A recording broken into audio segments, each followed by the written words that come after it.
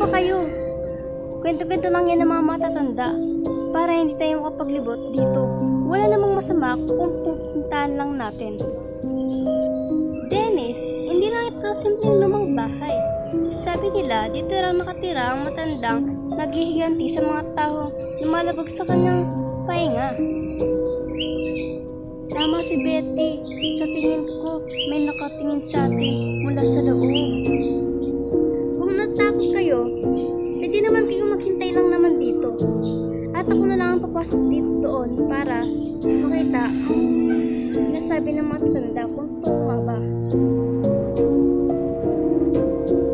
O diba, sabi ko sa inyo, wala namang multo dito na masyado kayong naniniwala sa mga matatanda na hindi naman totoo. Tingnan nyo, mga picture ng mga pamilya, pero kahit saan ka tumingin at pumunta, ay parang nakatingin siya sa inyo. Umalis na tayo! Nakita ko, may tao sa likuran natin kanina. Teka lang, nakakita tayo ng lumang kampon at puno ito ng mga sulat.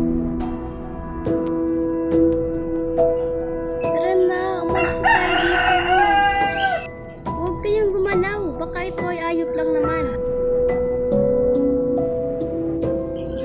Sino ka? Kung sino ka man, ay lumabas ka na. Hindi kami takot sa'yo.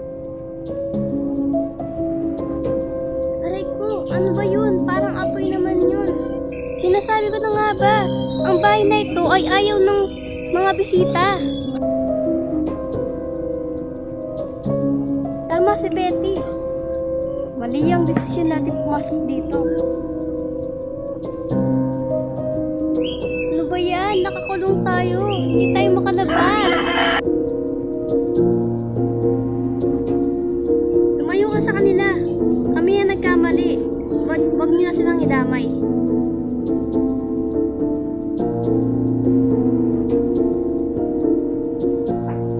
Tara, habang bukas pang pintuan. Tara na tayo, malis na tayo dito. Umuwi na tayo. Huwag na natin balikan pa.